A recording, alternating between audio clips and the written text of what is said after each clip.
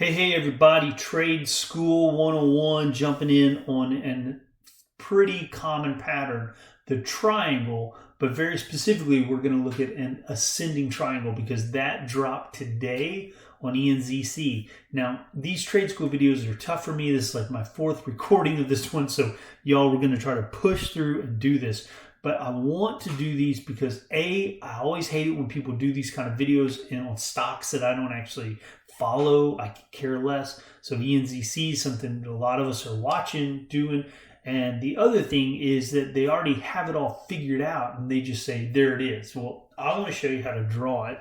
So the first thing I'm going to do on bar chart, I'm going to go over here to my little trend line here. This is my interactive chart. And what I love about this, I'm just going to click it. It extended automatically because something I did earlier. So we'll try that again. Double click it. And I'm just going to slap it to that price right there, right? Maybe get it a little closer, right? That's it. That's all I'm going to do. Next thing I want to do, you see this line right here, how it's like it all just like flats out, right? Like a tabletop, right? That's what we're going to call our resistance. And that's when price has decided it won't go any higher, right? So we have things like trend lines like this, where it's not a flat line, it's a slanted line. And then we have things like this, like a hard top, and we're going to call that a resistance. And the way to draw a resistance is pretty easy. It's like really easy. Click horizontal line, go in there, and you drop it. And that's it. Now, here's what I'm going to do. I'm going to extend my trend line so it goes there, right? So what we have here is a triangle, a very thin triangle. So thin, someone might call it a wedge, but that would be wrong because a wedge is either sharply pointing upward or sharply pointing downward, right? These are generally reversal patterns. Now, this is a bullish pattern, this ascending triangle, but you'll notice it's not pointing up or down. The son of a gun is pretty flat because of that right angle in it, right? We have our 90-degree angle right here, causing a flat line resistance. So anyway, so what's happening here? Prices, our lows are rising, right? We have higher lows basically, but our highs have hit a resistance and are hitting the same point, right?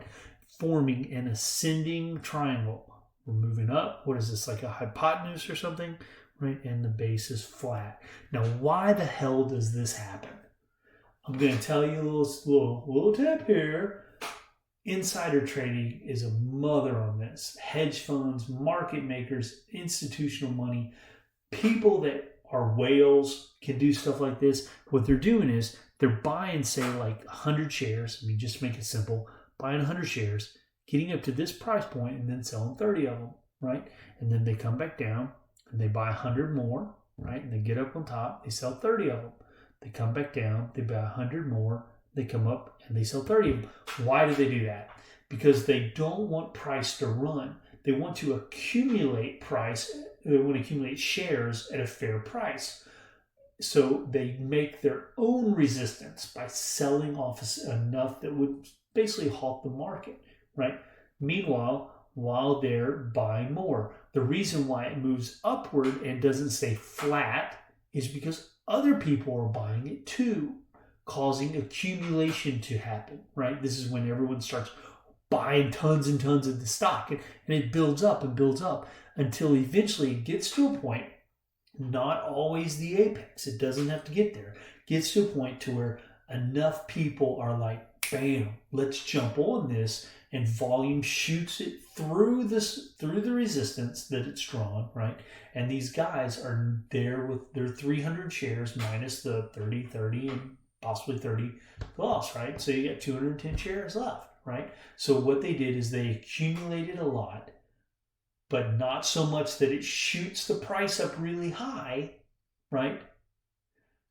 So that they could sell some of it to form their own resistance. So that is what's called an ascending triangle. And if it's confusing to you, I totally get it because I think I sucked at explaining it, but that's what it is. That's an ascending triangle. And it's very likely that the reason this buy happened 12 minutes before close is because they knew that it was going to shoot it through. It was probably really well timed. It's my thought. Anyway, I'm thinking they are hoping that tomorrow we open on a down note.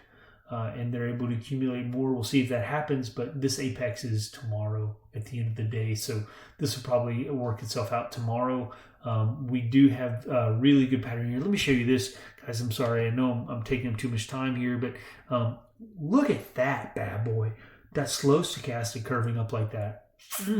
You know, that, I mean, right there, imagine if you had bought this at, 9 and you were sitting right now at 19. I mean, geez, you'd be pretty happy, right? And now it's about to go again. So this is cool. This is cool. You have just heard about an ascending triangle from a guy who's not good at teaching this stuff, but wants to try to help. Cheers, y'all.